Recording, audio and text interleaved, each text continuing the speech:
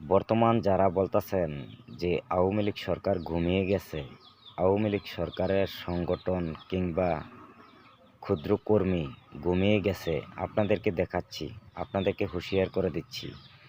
আমার পিছনে বাসগুলো দেখতে পাচ্ছেন, আওয়ামী লীগ সরকার এবং আওয়ামী লীগ সরকারের কর্মী যারা এই বাস নিয়ে রেডি হচ্ছে, আপনাদের কার্যকলাপ শুধু দেখতেছে তারা। যেই দিন তারা বাস নিয়ে দাঁড়িয়ে যাবে, ওই দিন এই দেশ ছেড়ে যাওয়ার সুযোগ পাবেন না। তো বিশেষ করে দেখেন, আসলে আপনারা নিজে ভুল জগতে আছেন, আপনারা সংশোধন হয়ে যান। আওয়ামী লীগ সরকার এবং সংগঠন এবং ক্ষুদ্র দলের নেতাবৃন্দ যারা, তারা ঠিকই আছে।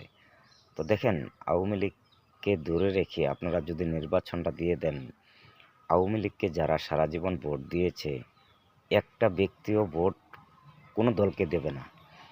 তো বিশেষ করে আসলে আপনারা ভুল জগৎ নিয়ে, ভুল ডিসিশন নিয়ে, ভুল সংবিধান নিয়ে, ভুল আইনকানুন নিয়ে আপনারা একটা নির্বাচন পরিবেশ তৈরি করার চেষ্টা করছেন। কোনো কাজ হবে না, কোনো ফায়দা পাবেন না, কোনো লাভ হবে না।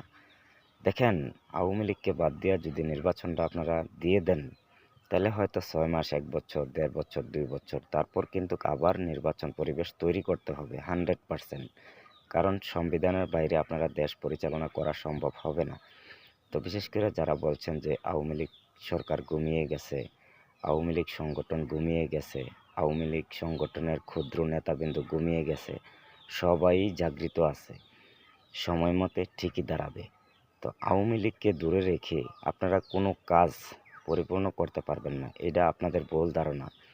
এখনও সময় আছে, ভুল রাস্তা থেকে ফিরে আসুন, দেশ বাঁচান, দেশের জনগণকে বাঁচান। দেশ নিয়ে ভাবতে হবে, দেশের জনগণকে নিয়ে ভাবতে হবে। যেইভাবে ভুল ডিসিশন, ভুল সংবিধান, ভুল আইনকানুন নিয়ে আপনারা নির্বাচন করার চেষ্টা করছেন, সবই যাবে ব্যর্থতা। ভাই, দেশকে ভালোবাসুন, দেশের জনগণকে ভালোবাসুন, সবাই একসাথে মিলেমিশে হিংসাবিধি ভুলে গিয়ে শান্তিপূর্ণ নিরপেক্ষ একটা নির্বাচন পরিবেশ তৈরি করুন। আর না হয় আওয়ামী লীগ যেই দিন এই বাস নিয়ে নেমে যাবে রাস্তায়, ওই দিন আপনারা দেশ ছেড়ে পালানোর কোনো রাস্তা পাবেন না।